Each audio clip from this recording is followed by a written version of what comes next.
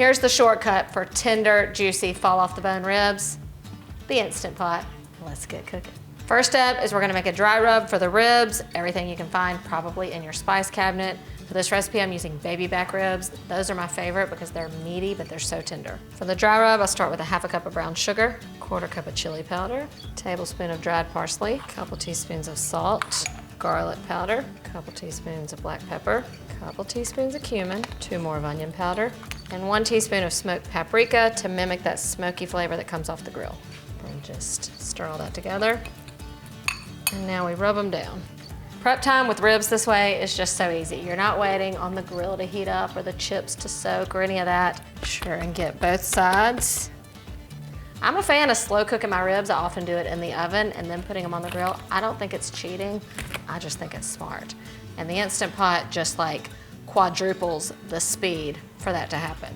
Before I put these into the Instant Pot, I'll start by putting my rack down inside, and then I'm gonna create that moist environment with a little bit of water and apple cider vinegar.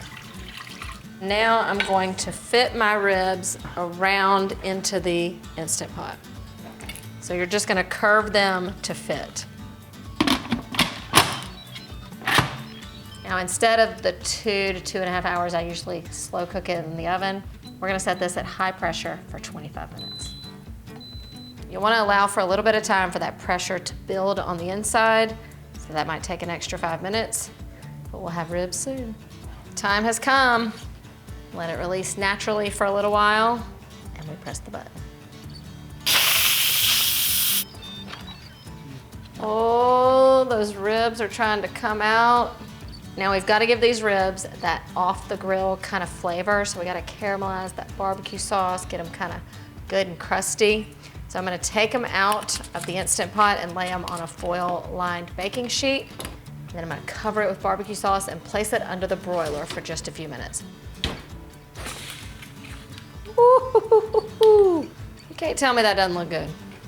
Now, you don't really need a knife for these ribs. I'm just gonna use a knife to kind of separate them into sections, but when you go to eat it, they'll fall off the bone. But it holds together enough to where you can still, hold it, because half the fun is gnawing the meat off the bone. You just want it to be nice and tender. If you need an excuse to break out your Instant Pot, this rib recipe is the one to do it with. Happy eating.